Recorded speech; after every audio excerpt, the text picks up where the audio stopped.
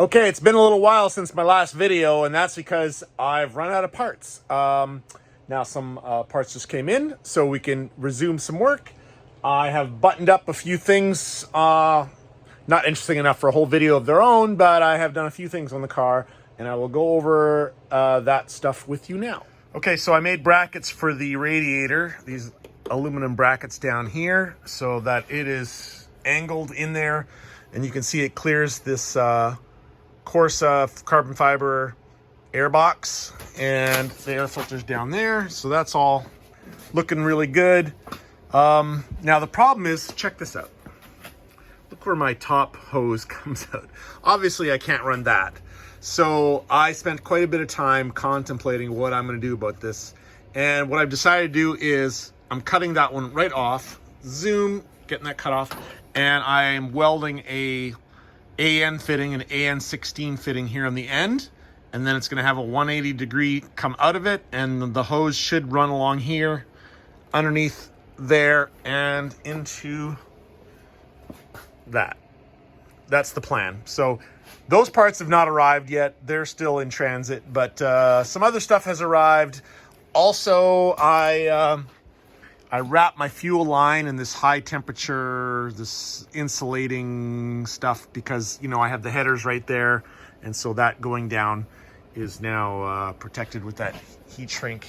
And you can see that I've started doing the plumbing for the power steering. I had to get one hose, this hose here. I had to get this one custom made, because it's good for like 4,500 PSI. I know power steering isn't that high, but that's what this hose is rated for. That's the pressure hose. The rest of the hoses I can plumb myself, and here's my reservoir, and they're coming out of here, and all that going everywhere. So I will be doing that stuff. I would think by the end of this video, the power steering is going to be plumbed up.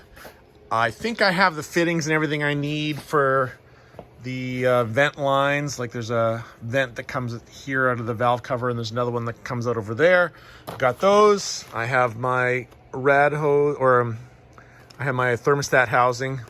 I have that as well, but I don't have a lower hose yet for that, so that's something we're all gonna have to look into. And after much contemplation, I've decided to go with the Optima battery. Now, initially, I had been advised against the Optima battery by my brother, who is a mechanic and owns a shop. Now, the reason that I decided to go with it anyways is because I wanted to go with a anti-gravity brand battery. The anti-gravity battery I want has been out of stock for a while, and also it is double the cost of this Optima battery. Double. Now, in the meantime, looking at that anti-gravity battery, trying to find a mount that I like for it, couldn't find one I liked, and mounts for these Optima batteries are easy and they look great. Billet aluminum, I have one of those coming, so once that's here, I'll put that in the car.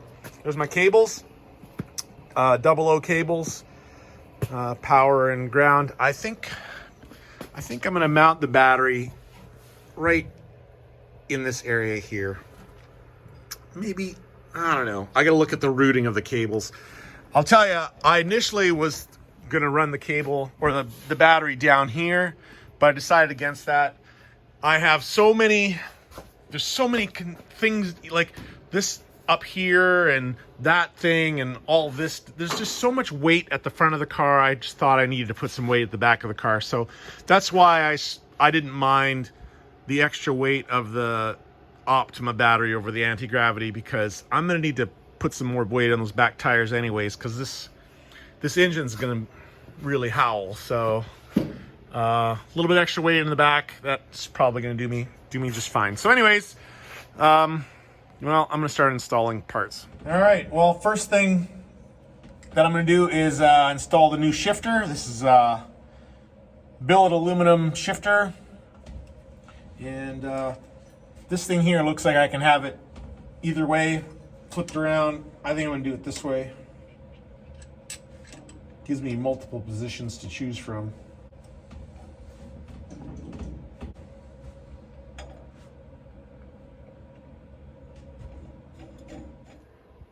Good old 6-speed manual.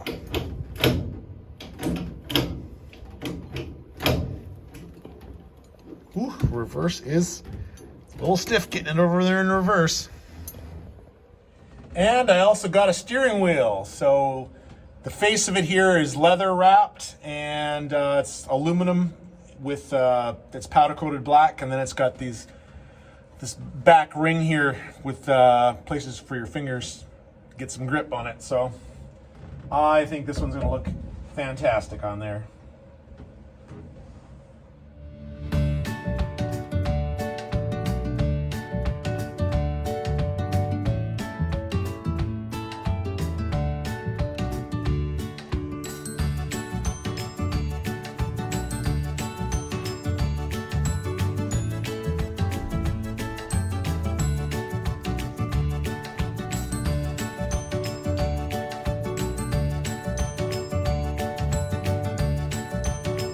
So this is the oil cooler that I've got for the Camaro, and it's a pretty big engine oil cooler, but it has no mounts at all to mount it to the vehicle. I was like, I don't know how I'm gonna figure out mounts for it, but I think I came up with an easy solution.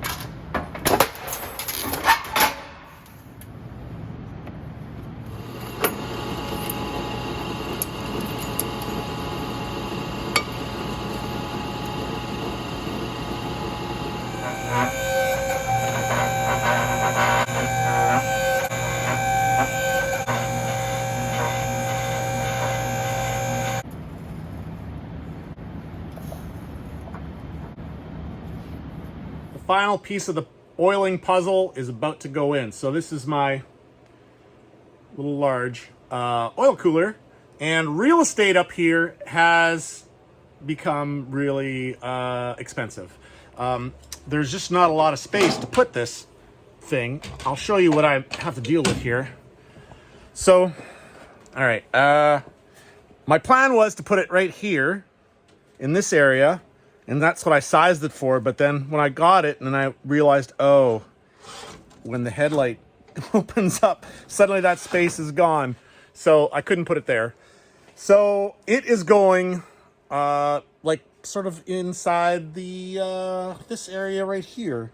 And there is airflow. Air will come in the front here, and it goes that way, and it'll go through, and it should do a good job of cooling. And it is a little on the large side. So ideally, I would have had a long, thin, like say 5 inches high, and then 20 inches long or 18 inches long, and I would have put it down low and whatever. But I already bought this one, so we're gonna make this one fit. And if I don't like it in the end, I'll get another one and I'll sell this one, because I made those brackets, but they're just riveted on, and they're just all the stock holes that I riveted them into. So it should just work. Yeah. All right. So I'm gonna put that in now, and we'll see how it looks.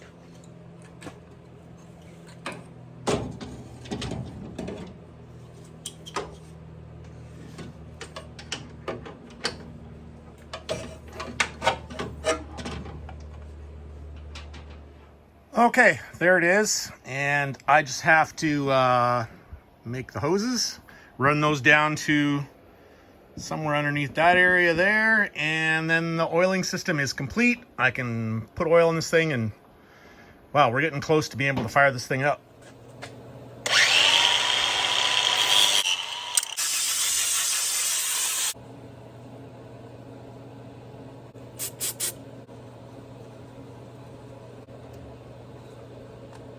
Okay, the oil cooler is in place. You can see it there. I think that's a half decent place for it. Okay, so I have been going through things now that the oil system is complete. I put 10 liters of Motul. This is what I got in here. Motul 5W30. I run Motul in the race car. I've been very happy with it. So I got 10 liters of that in here. I put 5 liters in the motor, and then I put another 5 liters in here. And I wired up the fuel pump. I've just been going through things.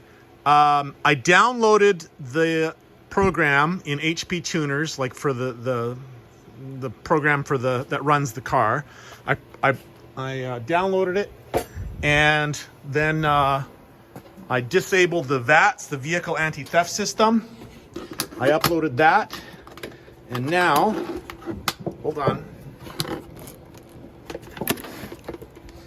Okay, so I really didn't expect to be this far along today, but here we are. So, I'm gonna set my camera up here. Now I wanna know if we have oil pressure. Okay, so engine oil pressure, okay. Let me, hold on. We're gonna set the, gonna give the ECM some power, you'll hear it. All right, you heard the fuel pump kicking in. I already knew that was gonna happen. Okay. Now we're gonna, this is HP tuners. We are gonna start scanning. Actually, let's go to diagnostics and info. Let's read. Let's see if we have any diagnostic trouble codes. I'm sure we will because we've, yeah, see, AC refrigerant pressure sensor A circuit low. Okay, well, not terribly worried about that. That's the only one we have right now. Okay, all right. This is very exciting because we are moving to trying to start this thing. But first thing, I want to know if we have oil pressure. So watch this here. I've been turning it over a little bit already to try to get some oil moving in there, and I haven't seen oil being squirted into the tank, but all right, we're gonna turn it over. Let's see if we get some oil pressure showing there on the screen.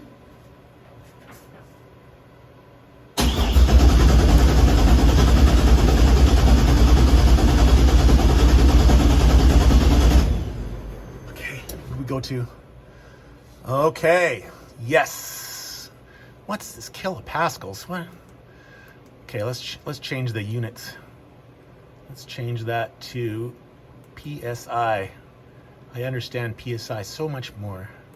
Okay, we're gonna try that again. Let's see what kind of oil pressure we're getting there.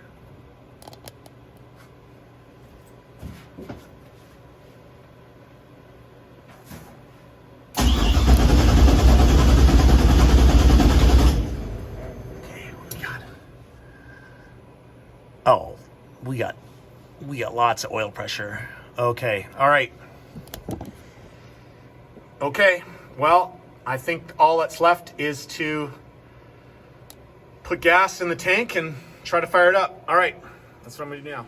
Okay, I don't know what else to do but try to start it. I can't believe this day has come, but here we are. It's got oil pressure. It's, you know, it turns over, it sounds good. I put fuel in it. I don't know if it's gonna, I really don't know if it's gonna start. I disabled the vehicle anti-theft system. We'll see what's gonna happen. So there's nothing left to do but give it a try. Now I'm jerry-rigging the start, obviously, because I haven't got a key and everything, but whatever. And I haven't got a radiator in it, so it's only gonna run for a little while, but let's give her a shot.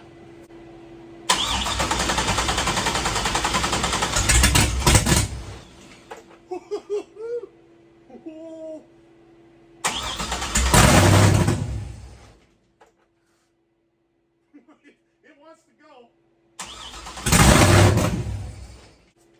I'm gonna look through the instructions on the wiring harness. It did say something in there about if it starts and then stalls immediately. So I'm gonna read through that. I don't want to take any chances. And I'm gonna check for leaks. And I'm gonna check for oil and fuel and all that stuff. So I'll get back to you. I don't know if the camera picks it up, but it's gonna be a beast. It's definitely a high compression, large displacement motor, because that thing, it rattles the windows in here like it's crazy.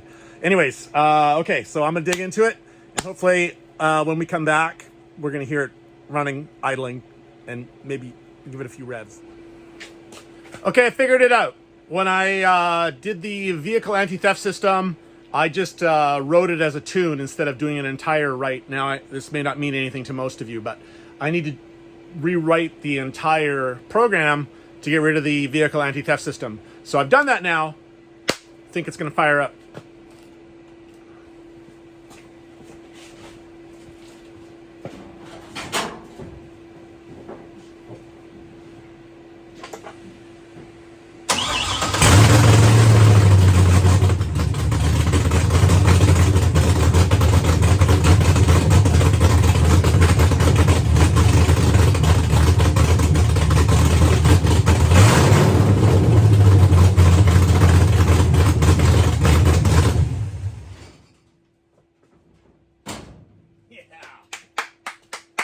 All right, so I can't leave it running for very long because I haven't got any coolant in it, but wow, it smokes this place up pretty fast. Anyways, it's a beast, man. It really sounds pretty incredible. So I'm gonna get out of here now because this is very smoky and I do have my ventilation system going, but I don't want to hang out in here. All right, till next time.